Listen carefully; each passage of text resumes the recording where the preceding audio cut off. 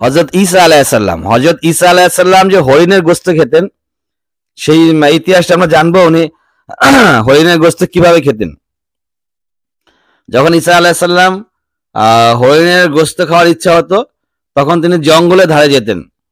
জঙ্গলে ধারে গিয়ে তিনি হরিণদেরকে ডাকতেন এবং তার ডাকে হরিণরা সব চলে আসতেন, এবং সেই হরিণদের মধ্যে থেকে যেই হরিণটাকে তার পছন্দ হইতো, তিনি সেই হরিণটাকে ধরে নিয়ে আসতেন এবং নিজের হাতেই সেই হরিণটাকে জবে করতেন।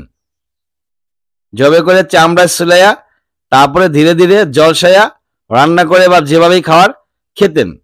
কিন্তু তিনি হাড্ডি খেতেন না, কোনো প্রকারে হাড্ডিতে চিবোতেন না, হাড্ডি নষ্ট করতেন না। হাড্ডি যেভাবে ফ্রেশ, ওভাবে ফ্রেশই উনি এক টাকায় স্তূপ করে জমায়ে রাখতেন। তো যখন ওনার সম্পূর্ণ খাওয়া শেষ হয়ে যেত, তখন ওই হাড্ডিগুলাকে উনি কি করতেন, হাড্ডিগুলা দিয়ে বাজারে বিক্রি করতেন নাকি? না, হাড্ডিগুলা বাজারে বিক্রি করতেন না।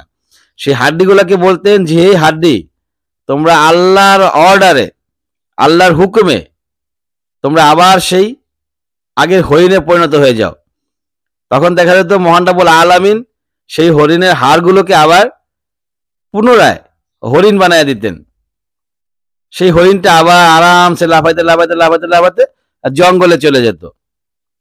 আপনি চিন্তা করছেন আল্লাহর প্রতি কি পরিমাণ মহব্বত থাকলে, আল্লাহর প্রতি কি পরিমাণ ভালোবাসা থাকলে যে আল্লাহ পাক হাড্ডি থেকেও হরিণ বানায়া জঙ্গলে পাঠাইয়া দেন। আমি আপনি চাইলে হবে? আমাদের সে ধরনের ইমানই নাই।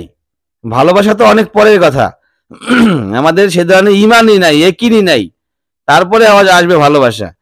যাই হোক, আমাদের যতটুকুই আছে আমরা চেষ্টা করবো ইনশাআল্লাহ মহান রব্বুল আলামিনের সকল হুকুম, নবী রাসূলের, নবী মুহাম্মদ সাল্লাল্লাহু আলাইহি সাল্লামের সকল নিয়ম কানুন, সকল আইন মেনে চলার। আসসালামু আলাইকুম ওয়া রাহমাতুল্লাহ।